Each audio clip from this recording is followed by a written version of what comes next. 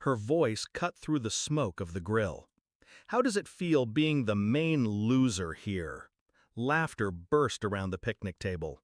My uncles chuckled, my cousins snickered. Even my mother giggled into her glass.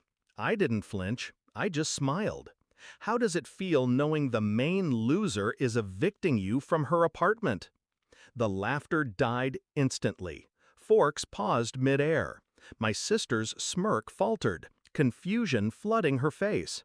That was the moment she realized she wasn't the predator. She was the prey. It had been building for years. Growing up, I was the shadow child. My sister, Rachel, got the spotlight. The first car, the expensive college, the constant praise. Me? I was the dependable one, the extra shift taker, the wallet they opened whenever bills piled up, the one they dismissed in public and leaned on in private. Every family gathering was the same. Rachel shining, me fading. When I landed a stable job, she called it cute. When I bought my first car, she laughed. Looks like a tin can. I swallowed it all. But I didn't forget. The truth cracked open 2 years ago. Rachel called, panicked. "The rent's due. I'm short. Can you cover it?" I had just been promoted. Money was tight but steady, so I agreed. The lease was in my name. I was her safety net. 1 month turned into 6. 6 turned into 18. She promised she'd take over. She never did. She spent freely, partied loudly, posted selfies in designer clothes, all while I paid the landlord quietly. I told myself it was temporary, that family helps family. But each month I saw her contempt grow.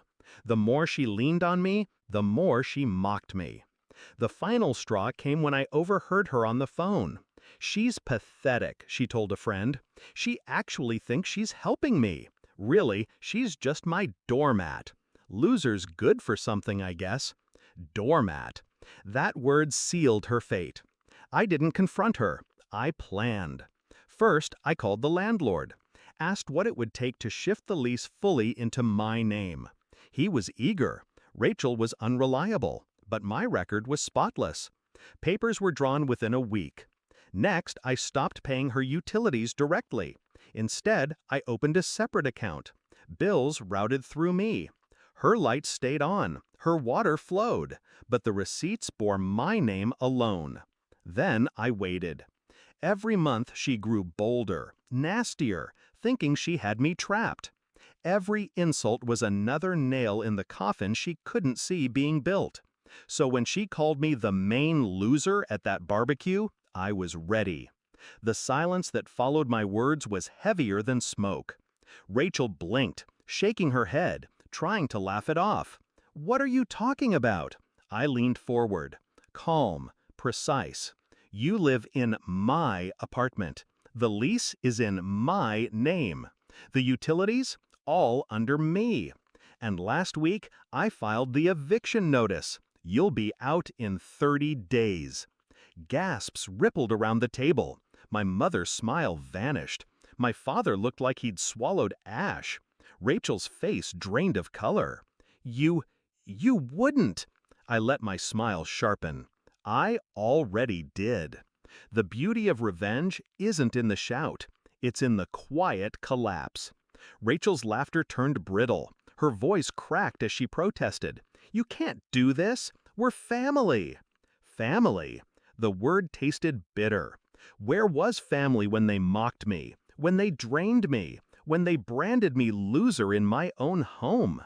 I stood, brushing crumbs from my lap. I'm done funding my own humiliation. No one spoke. No one laughed. The same mouths that ridiculed me minutes earlier stayed shut, stunned by the reversal.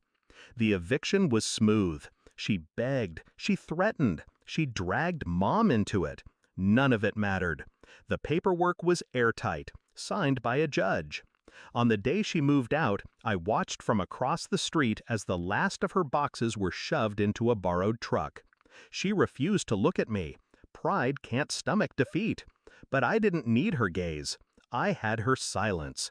And that was louder than every insult she ever threw. Now the apartment is mine alone, renovated, peaceful, paid in full by the woman she mocked as a loser. The family still whispers. They say I went too far, that I should have forgiven her. I just smile. Because the truth is simple. I didn't evict my sister from an apartment. I evicted myself from the role of their scapegoat.